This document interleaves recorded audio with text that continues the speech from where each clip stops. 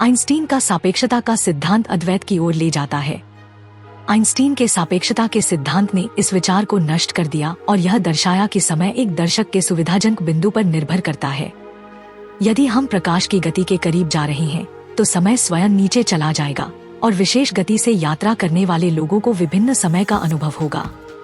वही अंतरिक्ष के लिए अच्छाई के प्रति ईमानदार है। अलग अलग गति से यात्रा करने वाले विभिन्न लोग अप्रत्याशित तरीके से अंतरिक्ष में 2 केंद्रों की डिग्री हासिल करेंगे। पर्यवेक्षक के देखने के बिंदु के आधार पर अंतरिक्ष स्वयं पीछे की ओर खींचता है और विस्तारित होता है। क्या है और क्या होता है के बीच का अंतर सापेक्षता द्वारा समाप्त कर दिया जाता है। ब्रह्मांड को आकार देने में साक्षी ने महत्वपूर्ण भूमिका निभाई। वास्तविकता की वस्तुनिष्ठ धारणा के लिए प्राथमिक महत्वपूर्ण झटका यह था।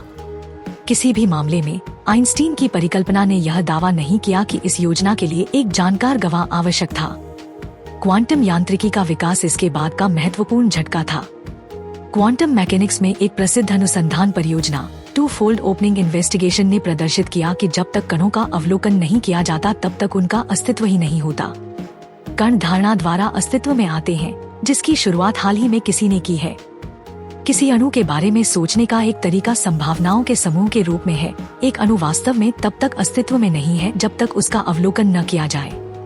क्वांटम मैकेनिक्स के लेखक जैसे हाइजेनबर्ग और नील बोयर इस निष्कर्ष पर पहुंचे। क्वांटम यांत्रिकी द्वारा दर्शक को अचानक वास्तविकता के चरम केंद्र में धकेल दिया जाता है। क्या आपको वास्तव में चंद्रमा के अस्तित्व पर संदेह है, भले ही आप उसे देख न सकें? किंवदंती के अनुसार क्वांटम भौतिकी के निष्कर्षों की प्रतिक्रिया में आइंस्टीन ने कहा था, क्वांटम भौतिकी की कई विशेषताएं सामान्य ज्ञान का खंडन करती हैं। आइंस्टीन ने क्वांटम सिद्धांत का खंडन करने के लिए इन समस्याओं का उपयोग किया। उलझे हुए कण जो उनकी थीसिस के केंद्र में थे, कई मायनों में असामान्य थे। क्वांटम सिद्धांत ने उलझे हुए कण नामक विशेष प्रकार के कणों के अस्तित्व की भविष्यवाणी की। उलझे हुए कण एक जैसे जुड़वा बच्चों की तरह हैं। उनके व्यवहार एक दूसरे की आदर्श प्रतिकृति हैं। वे एक दूसरे को प्रतिबिंबित करते हैं और एक दूसरे पर भरोसा करते हैं। कण एक दूसरे के प्रति बहुत संवेदनशील होते हैं और एक के व्यवहार में कोई भी परिवर्तन दूसरे में तत्काल प्रतिक्रिया का कारण बनता है। आइंस्टीन ने क्वांटम उलझाव को दूरी पर होने वाली डरावनी कार्रवाई के रूप में वर्णित किया। उन्होंने कहा कि यह संभावना कि क्वांटम कण टेलीपैथिक रूप से एक दूसरे के साथ बातचीत कर सकते हैं, इस बात का प्रमाण है कि सिद्धांत अधूरा या गलत था। जब सवाल किया गया कि कोई भी वैज्ञानिक अपने सही दिमाग में इस तरह के परिणाम को कैसे स्वीकार कर सकता है, तो आइंस्टीन ने कहा कि ऐसे कण किसी भी परिस्थिति में वास्तविक नहीं हो सकते। कण जो अरबों प्रकाश वर्ष से अलग होते हैं लेकिन तुरंत एक दूसरे की स्थिति को जान लेते हैं, जो बताता है कि जानकारी प्रकाश की गति से भी तेज गति से यात्रा कर रही है। यह विरोधाभास उस समय के कई प्रसिद्ध वैज्ञानिकों जैसे आइंस्टीन श्रोडिंगर द्वारा लिखे गए निबंधों का विषय था, जिन्होंने तर्क दिया कि यह सबूत था कि क्वांटम सिद्धांत गलत थे। इसके परिणामस्वरूप यह सत्यापित करने के लिए एक प्रयोग किया गया कि क्वांटम उलझाव एक वास्तविक घटना है, जिसके परिणामस्वरूप उलझे हुए कणों की अप्रत्याशित खोज हुई। एक जादूगर अब हमारे लिए एक शो पेश कर रहा है जिसमें कई हैरान कर देने वाले करतब शामिल हैं। प्राचीन सत्य आज सिद्ध हो गया। यदि हम उनकी विशेषताओं का अनुमान लगा सकते हैं तो हम क्वांटम भौतिकी का सहारा लिए बिना उनके व्यवहार के लिए पूरी तरह से तर्कसंगत स्पष्टीकरण प्रदान कर सकते हैं। बिल्कुल बहुत लंबे समय तक हमारे सर्वोत्तम प्रयासों के बावजूद हम कभी भी इसे पूरी तरह से समझाने में सक्षम नहीं होंगे। यह हमारी समझ से बिल्कुल परे है। उलझे हुए कणों के लिए इन 2 संभावनाओं के बीच भौतिकी का क्षेत्र रुक गया, जिसके कारण भौतिकी में 2022 का नोबेल पुरस्कार एलन एस्पेक्ट, जॉन क्लॉसर और एंटोन जिलिंगर द्वारा साझा किया गया। इन विशेषज्ञों की भागीदारी से पहले यह निश्चित रूप से निर्धारित करने का कोई तरीका नहीं था कि यह जादू था या कोई चाल। इन वैज्ञानिकों ने एक शानदार प्रयोग डिजाइन किया जो क्वांटम सिद्धांत की शुद्धता को प्रदर्शित करता है। अंततः इस अवलोकन के कारण बहस क्वांटम भौतिकी के पक्ष में सुलझ गई कि अरबों प्रकाश वर्ष दूर कण तुरंत दूसरे कण की स्थिति निर्धारित कर सकते हैं। कई भौतिकविदों का मानना है कि संवेदनशील पर्यवेक्षकों का निर्माण ब्रह्मांड का सर्वव्यापी लक्ष्य था। यह संभव है कि अवलोकन के आगमन से पहले ब्रह्मांड में किसी भी रूप और संरचना का अभाव था। ये घटनाएं विज्ञान की तुलना में तत्वमीमांसा से अधिक सुसंगत हैं। जब वेदांत के लेंस के माध्यम से देखा जाता है परंतु यह बिल्कुल सही अर्थ देता है। जैसे क्वांटम भौतिकी साबित करती है कि ब्रह्मांड वास्तविक नहीं बल्कि एक भ्रम है, इस प्रकार जो वास्तविक है और जो समाधान प्रदान कर रहा है, एकमात्र चीज जो वास्तविक है वह जागरूकता है, चेतना। वैज्ञानिक समुदाय के विशेषज्ञों के बीच इस बात पर व्यापक सहमति है कि चेतना न तो कोई आविष्कार है और न ही मानव अनुभव में अपेक्षाकृत हाल ही में जोड़ा गया है। चेतना समस्त सृष्टि के लिए प्राथमिक समर्थन संरचना के रूप में कार्य करती है। ब्रह्मांड को सबसे पहले चेतना द्वारा अस्तित्व में लाया गया था। चेतना वह स्थान है जहाँ से इसकी शुरुआत होती है और वह स्थान जहाँ यह अंततः समाप्त होती है। ब्रह्मा उस अंतर्निहित जागरूकता को दिया गया शब्द है जिसे वेदांत सभी चीजों का स्रोत मानता है। वेदांत के अनुसार ब्रह्मा सभी चीजों का स्रोत है। इसे सामान्य रूपक का उपयोग करके दिखाया जा सकता है कि ब्रह्मांड एक सपने के समान है और ब्रह्मा उस व्यक्ति के बराबर है जो सपने देखता है। शुरू करने के लिए हम ही हैं जो सपने को अस्तित्व में लाते हैं, हम ही हैं जो इसे जीवित रखते हैं और हम ही हैं जो इसे सफल समापन तक लाएंगे। हमारा आदर्श कुछ ऐसा है जिसे हम सामूहिक रूप से बनाते हैं, बनाए रखते हैं और अंत तक खत्म कर देते हैं। उसी तरह ब्रह्मा सर्वव्यापी सिद्धांत जो जागरूकता को रेखांकित करता है, कार्य करता है। यह तीसरा संबंध जो हमारी जागृत दुनिया और सपनों की दुनिया के बीच है, बनाना सबसे मुश्किल है। हमारे सपनों में जो कुछ भी हमारे साथ घटित होता है वह केवल एक भ्रम होता है। क्या हमारे सपनों में कुछ ऐसा घटित होता है जिसका हमारे जागने के बाद भी हमारे जीवन पर प्रभाव बना रहता है? आगे बढ़ते हुए इसे ध्यान में रखें। हमारे सपने का एकमात्र वास्तविक संबंध यह है कि हम दोनों ने यह सपना देखा था। इस प्रकार वह एकमात्र चीज है जो हमारे बीच समान है। हम इस संभावना पर चर्चा करते हैं कि हमारा सपना हम दोनों के बीच वास्तविकता बन सकता है। हमारी आंखें खुलने से पहले ही हमारे अचेतन विचारों ने पहले ही पता लगा लिया था कि यही मामला था। इसका किसी भी चीज पर क्या प्रभाव पड़ सकता है? इसे और अधिक सरलता से कहें तो सपनों की दुनिया में तब तक कुछ नहीं हो सकता जब तक हम उसे देखने के लिए वहां मौजूद न हों। क्या हमारे सपने के बारे में और कुछ है जिसके बारे में हम बात कर सकें?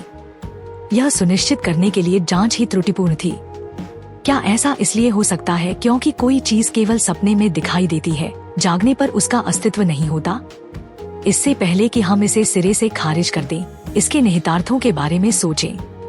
इसी तरह वास्तविक दुनिया में सब कुछ पूरी तरह से हमारी दृश्य धारणाओं के परिणाम स्वरूप मौजूद है और यही बात हमारे सपनों में भी सच है।